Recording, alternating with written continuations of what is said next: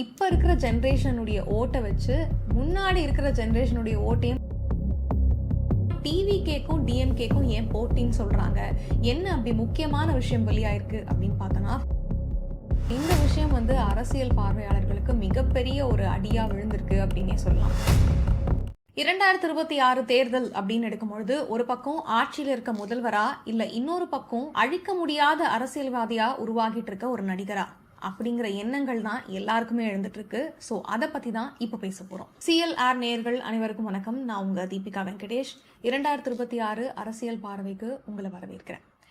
இப்போ நம்ம பேசிட்டு இருக்க முக்கியமான டாபிக் அப்படின்னு பார்க்கும் பொழுது ஒரு பக்கம் விஜய், இன்னொரு பக்கம் முதல்வர், அந்த மாதிரி தான் போயிட்டு இருக்கு. டிவிகே அப்புறம் டிஎம்கே, இவங்க ரெண்டு பேருக்குள்ள தான் போட்டியே நிலவுது அப்படிங்கிற மாதிரிலாம் பேசப்பட்டு வருது. ஆனால் இன்னொரு பக்கம் என்ன சொல்றாங்கன்னா, இது மும்முனை போட்டியா இது இருக்கும், அதிமுக திமுக அப்புறம் தாவேக அப்படின்னு சொல்றாங்க. இதுல முக்கியமா டிவிகேக்கும் டிஎம்கேக்கும் ஏன் போட்டின்னு சொல்றாங்க, என்ன அப்படி முக்கியமான விஷயம் வெளியாயிருக்கு அப்படின்னு பார்த்தோன்னா, February 13 தான் இந்த இரண்டு முனை போட்டியை அதிக ஒரு உத்வேகப்படுத்தின ஒரு விஷயமா இருக்கு அப்படின்னே பார்க்கலாம். ஏன்னா February 13 எல்லா பெண்களுக்கும் மாதம் 1000 ரூபாய் ஊக்கத்தொகையா வழங்கப்பட்டுட்டு வந்துச்சு. ஸோ இந்த ஊக்கத்தொகை அப்படிங்கிற ஒரு விஷயம் 5000 ரூபாயா அவங்க அக்கௌண்ட்ல விழ ஆரம்பிச்சிருக்கு. அதாவது February 13 காலையிலேயே இந்த அமௌண்ட் அவங்களுடைய அக்கௌண்ட்டுக்கு கிரெடிட் ஆயிருக்கு. இந்த பணம் விழுந்ததுக்கு அப்புறமா சேலத்துல ஒரு பொதுக்கூட்டம் நடக்குது. அதுல தாவேக தலைவர் விஜய் பேசிட்டு இருக்காரு. பேசிட்டு இருக்கும் பொழுது இந்த விஷயம் அவர் காதுக்கு போகுது அப்படின்னு வைங்க. இந்த விஷயத்துல என்ன சொல்லியிருக்காரு அப்படின்னா, 5000 ரூபாயா தாராளமா நீங்க வாங்கிக்கோங்க, அதையெல்லாம் உங்களுடைய காசு தான், உங்ககிட்ட இருந்து வாங்கின வரி பணத்தை தான் உங்களுக்கே திரும்ப கொடுத்துட்டு இருக்காங்க. ஸோ தாராளமா அந்த பணத்தை நீங்க வாங்கிக்கலாம், வாங்கிட்டு நீங்க விசில் சின்னத்தை உங்க காதுலயே ஊதுங்க அப்படின்னு ஒரு விஷயத்தையும் குறிப்பிட்டிருந்தாரு. ஸோ இந்த விஷயம் அரசியல் பார்வையாளர்களுக்கு மிகப்பெரிய ஒரு அடியா விழுந்திருக்கு அப்படின்னே சொல்லலாம். ஏன்னா அரசியல் பார்வையாளர்களுக்கு அப்படின்னு சொல்றதை தாண்டி திமுகவுக்கு ஒரு பெரிய அடி அப்படின்னே சொல்லலாம். ஏன்னா இந்த மாதிரி ஒரு பதிலை யாருமே சொல்லலையே, அதை சொல்லியிருக்காரு அப்படின்னு சொல்லிட்டு. இந்த விஷயத்துல அவங்க என்ன 5000 ரூபாயில சொல்லியிருக்காங்க அப்படின்னு பார்த்தீங்கன்னா, 2000 ரூபாய் உங்களுக்கு கோடைக்கால சிறப்பு தொகையா உங்களுக்கு முன்னாடியே வழங்கப்பட்டிருக்கு அப்படின்னு சொல்லியிருந்தாங்க. 1000 ரூபாய் இந்த மாதத்தினுடைய காசு, 2000 ரூபாய் கோடைக்கால சிறப்பு தொகையா உங்களுக்கு விழுந்திருக்கு அப்படின்னு சொல்லியிருக்காங்க. மீதி இருக்க 2000 ரூபாய் ஏப்ரல் மே மாதங்களுக்கான முன்பணமா உங்களுக்கு வழங்கப்பட்டிருக்கு அப்படின்னு சொல்லியிருக்காங்க. ஸோ இந்த காசை தான் உங்ககிட்ட நாங்கள் கொடுத்துருக்கோம் அப்படின்னு சொல்லி விளக்கம் கொடுத்துருக்காங்க திமுகலேருந்து. இதே திமுக ஆட்சிக்கு வந்தால், அதாவது 2026 தேர்தலில் வின் பண்ணிட்டாங்க அப்படின்னா, உங்களுக்கு மாதம் கொடுக்குற 1000 ரூபாய் ஊக்கத்தொகையை தாண்டி 2000 ரூபாயா சேர்த்து வழங்கப்படும் அப்படின்னு சொல்லியிருக்காங்க. ஸோ இதுக்கப்புறம் 2000 ரூபாய் உதவித்தொகையாக நீங்கள் ஃபிக்ஸ் பண்ணிக்கலாம் அப்படிங்கிற வாக்குறுதியுமே திமுக தரப்புல நம்மளுக்கு தெரிவிக்கப்பட்ட ஒன்று. ஒரு அறிவிப்பானது வெளியிடப்படுறதுக்கு முன்னாடியே இந்த தொகையானது விழுந்திருக்கு அப்படின்னு சொல்லலாம். உச்சநீதிமன்றத்தில் என்ன சொல்லியிருக்காங்கன்னா, தேர்தல் காலகட்டங்களில் வாக்காளர்களுக்கு பணங்கள் வழங்கப்படுறது அப்படிங்கிறது அவங்களுடைய வரி பணங்களை எடுத்து அவங்களுக்கே செலுத்துறது மாதிரியான ஒரு விஷயங்களாக தான் இது பார்க்கப்பட்டுட்டு வருது. அதாவது ஆட்சியாளர்கள், அரசாங்கங்கள் அப்படின்னு சொல்றது ஆட்சியாளர்கள், இப்போ இருக்கிற ஆட்சியாளர்கள் உங்களுடைய வரி பணத்தையே தான் திரும்ப கொடுத்துட்டு இருக்காங்க அந்த லாஸ்ட்ல, அது உங்களுக்கு புரியல அப்படிங்கிற மாதிரியான ஒரு கேஸ்க்கான அறிவிப்பு வெளியாகிறதுக்கு முன்னாடியே இந்த பணத்தை கொடுத்ததுனால இன்னும் அதிக கவனம் பெற்றிருக்கு. இதுல ஒரு ஸ்மார்ட் மூவ் ஸ்டாலின் பண்ணியிருக்காரு அப்படிங்கிற மாதிரி சமூக ஆர்வலர்கள்லாம் தெரிவிச்சுட்டு வந்துட்டு இருக்காங்க. இதை தாண்டி இன்னொரு பக்கம் விஜய் அவர்களை வச்சு பேசும்பொழுது என்ன சொல்லணும்னா, விஜய் எப்பவுமே பேசும்பொழுது முதல்வர் ஸ்டாலின், தலைவர், என்னுடைய அண்ணன், அப்புறம் ஸ்டாலின் அங்கிள், இந்த மாதிரி வார்த்தைகள்லாம் பயன்படுத்துறாரு. ஸோ இதை ஒரு தலைவராக குறிப்பிடுறதுக்கான ஒரு விஷயமா தான் பார்க்கப்பட்டு இருக்கு. அந்த கட்சியை ஒரு எடுத்துக்காட்டாக தான் விஜய் பார்த்துட்டு இருக்காரு அப்படின்னு சொல்லி நிறைய பேர் சொன்னாலும், இன்னொரு பக்கம் என்னுடைய கட்சியினுடைய பொதுக்கூட்டங்களாக இருக்கட்டும், ஸோ நாங்கள் ஒரு சில விஷயத்தில் கூட்டம் கூட்டுறதா இருக்கட்டும், எல்லாத்துலேயுமே அனுமதி மறுக்கப்பட்டுக்கிட்டே இருக்கு. எங்களுக்கு போதிய அளவு பாதுகாப்பு ஏற்பாடுகள் பண்ணி தரது கிடையாது, பாதுகாப்புமே கொடுக்க மாட்டேங்கிறாங்க அரசாங்கம் சைட்ல சொல்லி நிறைய குற்றச்சாட்டுகளை முன்வைக்கிறாங்க.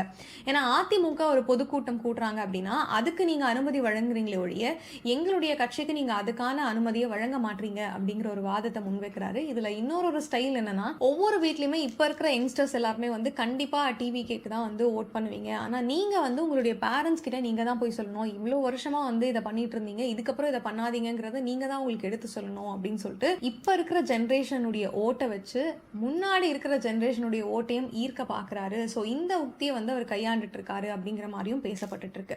இதனால வந்து இது ஸ்டாலினுக்கும் விஜய்க்கும் இருக்க போர் மாதிரி தான் பார்க்கப்பட்டுட்டு வருது. ஸோ 2026 தேர்தலில் வந்து யார் வின் பண்ண போறாங்க அப்படிங்கிறத தாண்டி இந்த 5000 ரூபாய் பணம் வந்து பெரிய நெருக்கடியை உண்டு பண்ணிருக்கு திமுகவுக்கு. விஜய்க்கு சாதகமா இதை வந்து அவர் பயன்படுத்திக்கிட்டு பேசியிருக்காரு அப்படிங்கிற மாதிரியும் இது அமைஞ்சிருக்கு. இப்ப இருக்கிற அரசாங்கம் வந்து நிறைய இடத்துல பிரச்சனைகளா இருக்காங்க. போதைப் பொருள் புழக்கங்கள் அதிகமாவே ஆயிட்டு வருது. ஸோ இதை வந்து ஸ்டாப் பண்றதுக்கான எந்த ஒரு நடவடிக்கையுமே வந்து அரசாங்கம் தரப்புல இருந்து எடுக்கப்படலை அப்படிங்கிற மாதிரியும் விஜய் வந்து ஒரு சில கூற்றுகளை முன் வச்சிருக்காரு. ஸோ மருத்துவம் சார்ந்து அரசு ஊழியர்களுக்கான வேலை வாய்ப்புகள், ஸோ செவிலியர்கள் தொடர்ந்து வந்து போராடிட்டு வராங்க, தூய்மை பணியாளர்கள் போராடிட்டு வராங்க. இந்த விஷயத்துக்குலாம் வந்து ஒரு நிரந்தர தீர்வு காணணும் அப்படின்னா வந்து இதை வந்து தாவேகானால தான் முடியும் அப்படிங்கிற மாதிரியும் பேசிட்டு இருக்காங்க. ஸோ இதுல முக்கியமான விஷயமா என்ன சொல்றாங்கன்னா, IPS IAS அதிகாரிகளுக்கு அவங்களுக்கு தகுந்தமான வேலையை வந்து நாங்க கொடுக்கறதுக்கு வந்து ஒரு பிளான் வச்சிருக்கோம் அப்படின்னு சொல்லியிருக்காரு. ஸோ இந்த விஷயத்தை வச்சு நீங்க நிறைய விஷயங்களை யோசிக்கலாம். இந்த பிளான் வந்து எங்க இருந்து ஸ்டார்ட் ஆச்சு அப்படின்னு பார்க்கும்பொழுது எம்ஜிஆர் காலகட்டங்கள்ல இந்த மாதிரியான ஒரு விஷயத்தை அறிக்கையை வந்து எம்ஜிஆர் அவர்கள் கொடுத்திருந்தாங்க. ஸோ அதை வச்சு தாவேகா தலைவர் வந்து அதை பின்தொடர்ந்து இதை பேசுறாரோ அப்படிங்கிற மாதிரியும் வந்து யோசிக்க தகுந்த வகையில தான் இது இருக்கு. இப்ப இருக்க எல்லா கட்சிகளுமே வந்து ஒரு சைட்ல 2026 தேர்தலுக்கு பிரச்சாரம் பண்ணிட்டு வர இந்த நிலையில விஜய் அவர்கள் பேசியிருக்க இந்த மாதிரியான விஷயம் அசாதாரண அமைதியை வந்து உருவாக்கிட்டு இருக்கு. 2026 தேர்தலுக்கான ஒரு அமைதி நிலவிட்டு இருக்கு. இந்த அமைதி வந்து மக்கள் மத்தியில என்ன மாதிரியான கேள்விகளை எழுப்பிட்டு இருக்கு, ஏன் இவங்க இவ்வளவு அமைதி காக்குறாங்க, ஸோ இது வந்து 2026 தேர்தலை வந்து மாத்துமா இல்ல மாத்தி ஓட்டு போடுறதுக்கான வாய்ப்புகள் இருக்குமா அப்படிங்கிற யோசனைகளும் வந்துட்டு இருக்கு. ஸோ 30% அதிகமான வாக்குகள் கண்டிப்பா வந்து தாவேகாவுக்கு விழுந்தா 2 திராவிட கட்சிகள் கடுமையா பாதிக்கப்படும் அப்படின்னு சொல்லி விஜய் ஒரு கூற்றையும் முன் வச்சிருக்காரு. ஸோ இதெல்லாம் வச்சு யோசிக்கும் போது 2026 தேர்தல் வந்து என்ன முடிவுல வெளியாக போகுது, இது எப்படி வந்து முடிய போகுது அப்படிங்கிற கேள்விகள் எல்லாருக்குமே வந்து எழுந்துட்டு இருக்கு. எப்பவுமே தாவேக தலைவர் விஜய் அவர்கள் எந்த ஒரு பொதுக்கூட்டத்திலையும் சரி பிரச்சார கூட்டத்திலையும் சரி பேசும் பொழுது வந்து டிவிகே வெர்சஸ் டிஎம்கேக்கு தான் எப்பவுமே போட்டி அப்படின்னு சொல்லி அழுத்தம் திருத்தமா வந்து உறுதிப்படுத்திட்டே இருப்பாரு அப்படின்னு சொல்லலாம். இந்த உறுதி எந்த அளவுக்கு இப்போ வந்திருக்கு அப்படின்னு பார்க்கும் பொழுது இப்ப சமீபத்துல தேர்தல் பிரச்சார மேலாண்மை பொறுப்புல இருக்க ஆதவர்ஜுனா அவர்கள் ஒரு விஷயம் பேசியிருக்காரு. ஆதவர்ஜுனா வந்து சென்னையில முக்கியமான டிசிஷன்ஸ்லாம் எடுக்கிறதுக்காக வச்சிருக்காங்க தாவேகாவில் அப்படின்னு சொல்லலாம். சென்னை தரப்புல இருந்து என்ன மாதிரியான பிரச்சாரத்தினுடைய விஷயங்களா இருக்கட்டும் இது எல்லாமே வந்து ஆதவர்ஜுனா வந்து ஹேண்டில் பண்ணிக்கிற மாதிரியான விஷயத்தை தான் வச்சிருக்காங்க. அவர் என்ன பேசியிருக்காருன்னா, பெரம்பூர் தொகுதியில தாவேக தலைவர் விஜய் வந்து போட்டிடுறதுக்கான அதிகபட்ச வாய்ப்புகள் இருக்கு அப்படின்னு சொல்லி எங்களுடைய கூட்டத்துக்குள்ள ஒரு தீர்மானத்தை வந்து நிறைவேற்றிருக்கோம் அப்படின்னு சொல்லியிருக்காரு. ஆனா நிக்கிறாரா இல்லையா அப்படிங்கிறத இன்னும் உறுதிப்படுத்தல.